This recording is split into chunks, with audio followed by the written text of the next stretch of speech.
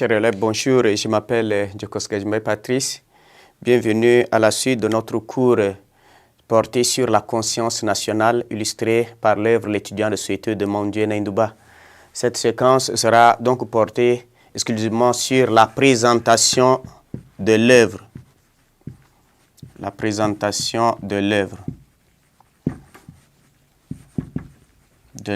Donc l'étudiant de Soweto.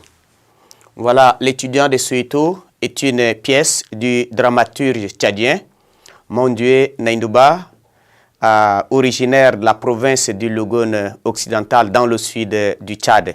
Il est né principalement à Benoît, chef-lieu du département de Ngorkosso.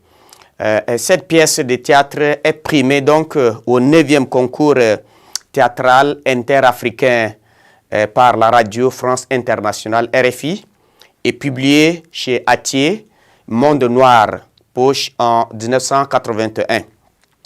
Et cette pièce de théâtre est composée donc de 5 tableaux ponctués donc par la voix du silence, qui est une sorte de poème, ou soit de didascalie. Et donc c'est une œuvre engagée qui dénonce le système politique raciste qui a prévalu en Afrique du Sud à l'époque. Et Mondieu Naindouba, à travers cette pièce, l'étudiant de Soweto, a su donc expliquer le terme apartheid comme développement séparé, ségrégation raciale. C'est donc une machination diabolique, machiavélique, sournoise et méchante contre la communauté noire. Mondieu aussi a eu surtout le mérite de toucher donc du doigt la problématique de l'éducation. L'éducation, vous savez, c'est un système que toute famille ou toute société élabore pour former ses enfants en vue d'une insertion sociale et de la maîtrise donc de l'avenir. C'est un processus d'acquisition de savoir. Et lorsque vous, aujourd'hui, dans le système, et chaque nation, comme nous venons de dire, essaie quand même d'avoir son système éducatif, et dans le but donc de promouvoir le savoir, de permettre l'acquisition de savoir et donc de permettre le développement d'un pays.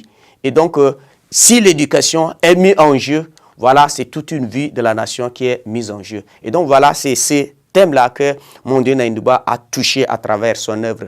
Donc, vous savez, le racisme, le mépris, la haine d'une race blanche minoritaire est donc nourrie notamment par la peur d'être envahi et englouti par la grande masse de population noire.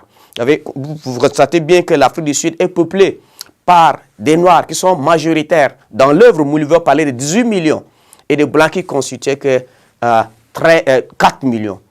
Et donc voilà, c'est pourquoi le régime, ou soit les Blancs, ont proposé une éducation au rabais à la communauté noire en réformant donc le système éducatif. Et donc le système d'apartheid n'a pas cependant prévu la réaction des Noirs, notamment celle des jeunes. Et il n'a pas imaginé la prise de conscience des enfants qui se sentent concernés au premier plan parce que c'est leur éducation qui est en jeu. Et à cela, on peut dire que l'apartheid porte en lui les germes donc de sa propre destruction parce qu'il a osé attaquer à l'éducation.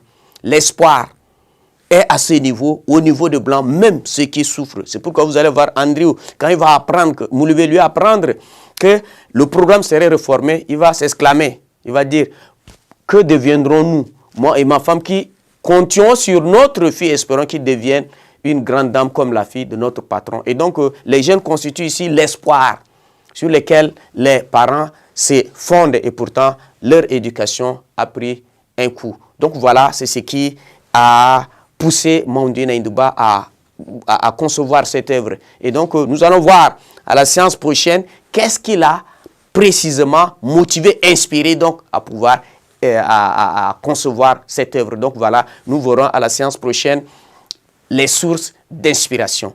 Merci pour votre aimable attention.